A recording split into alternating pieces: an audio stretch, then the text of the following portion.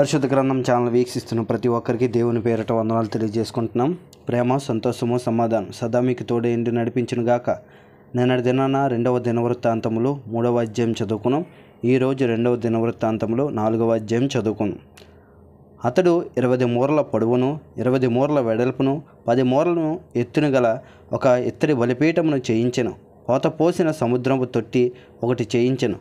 అది ఈ అంచుకు ఆ అంచుకు 10 మూరల ఎడము గలది. దాని ఎత్తు 5 మూరలు, దాని కైవారము 30 మూరలు. దాని క్రింద తట్టున ఎద్దులు రూపింపబడి ఉండెను. అవి ఒక్కొక్క మూరకు 10 ఉండెను. అవి ఆ సముద్రపు తొట్టిని ఆవరించెను. ఎద్దులు 2 వరుసల తీరియుండెను. అవి తొట్టితో కూడనే పోతపోయబడెను. అది 12 ఎద్దుల మీద నిలవబడెను. 3 ఎద్దులు ఉత్తరపు తట్టు, 3 పడమర తట్టు, 3 దక్షిణపు తట్టు, 3 తూర్పు తట్టు చూచుచుండెను. సముద్రపు తొట్టి పై నుంచబడెను.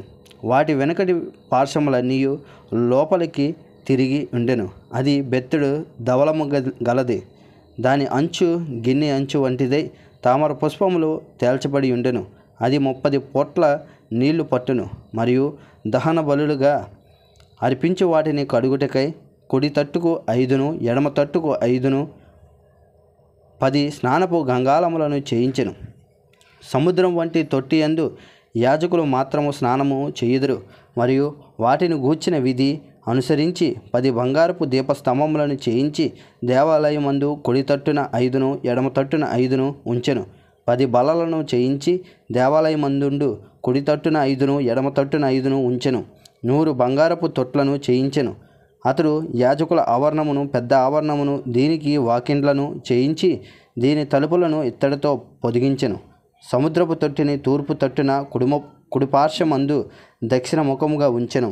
హురాము పాత్రలను బూడిదెనెత్తు చిప్పకొలలను తొట్లను చేసెను. రాజైన సొలొమోను ఆజ్ఞ ప్రకారము దేవుని మందిరమునకు చేయవలసిన పని అంతయు హురాము సమాప్తి చేసెను.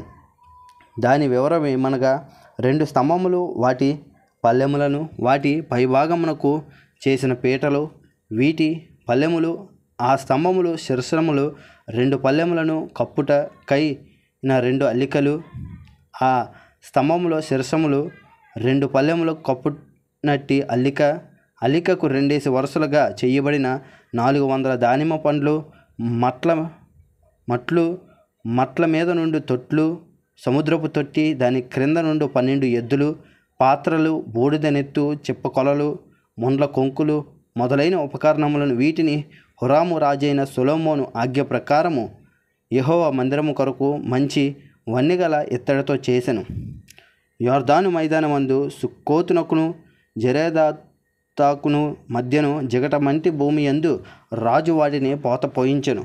ఎత్తు చూడలేనంత ఇత్తడి తన యొద్ద ఉండగా సొలొమోను ఈ ఉపకరణములన్నిటినీ బహు విస్తారముగా చేయించెను. దేవుని మందిరమునకు కావలసిన ఉపకరణములన్నిటినీ, బంగారపు పీటను, సన్నిధి రొట్టెలు ఉంచు బల్లలను, వాటిని గూర్చిన విధి ప్రకారము గర్భాలయం ఎదుట వెలుగుచుండుటకై ప్రశస్తమైన బంగారపు దీపస్తంభమును, పుష్పములను, ప్రమిదలను, కత్తెరలను, కారులను, తొట్లను, గిన్నెలను, ధూప కలశములను సొలొమోను మేలిమి బంగారంతో చేయించెను. మరియు మందిరము ద్వారము లోపలి తలుపులను, అతి పరిశుద్ధ స్థలము యొక్క లోపలి తలుపులను, దేవాలయపు తలుపులను అన్నీ బంగారముతో చేయబడెను. ఇంతటితో 2వ దినవృత్తాంతంలో 4వ అధ్యాయం పూర్తయింది. రేపటి దినాన 2వ దినవృత్తాంతంలో 5వ అధ్యాయం చదువుకున్నాం. ప్రేమ, సంతోషము, సమాధానం సదా మీకు తోడైండి నడిపించును గాక. ఆమేన్.